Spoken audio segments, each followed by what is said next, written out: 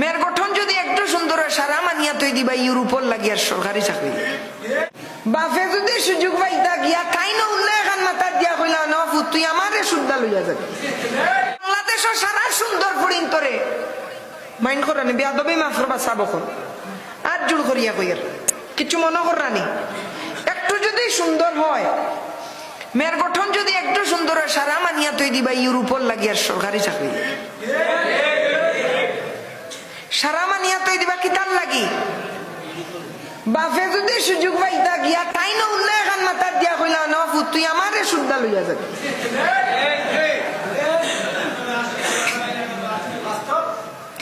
ঠিক কিনা যুবক ভাইরা?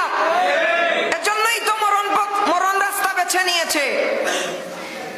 কিন্তু অন্তরের মাঝে যদি আজ পর্যন্ত ইলা কোন যুবকে যদি গিয়া কইয়া থাকে যে আমি আল্লাহর লাগি একটা সম্পর্ক চাইরাম, আল্লাহর লাগি চাইরাম, কইনার মায়ে কইবাই গো পাগল হয়ে গেছে। কিতা হয়ে গেছে? পাগল হয়ে গেছে। সুন্দর মতো একটা প্রস্তাব দিলে না না এটা আমার মেয়ের বয়স কম, আর সরকারি চাকরিজীবী 72 বছরের যদি কইবা আমারও বয়স তোমার লাগান সেম সে আমারে নেও ফুড়ি আছে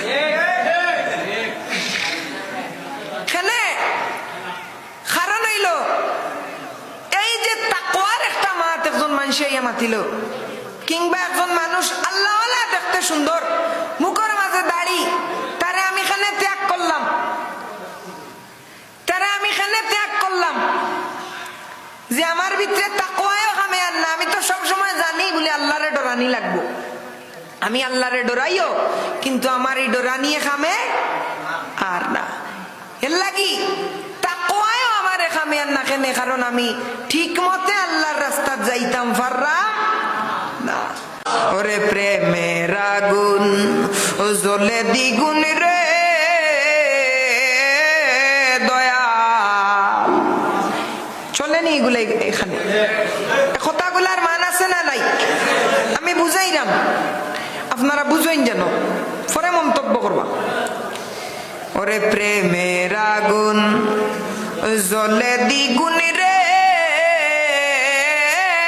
দয়াল, এই কি প্রেমের পাওনা ওরে এই জগতে, প্রেম করিয়া কলঙ্ক গুসহনা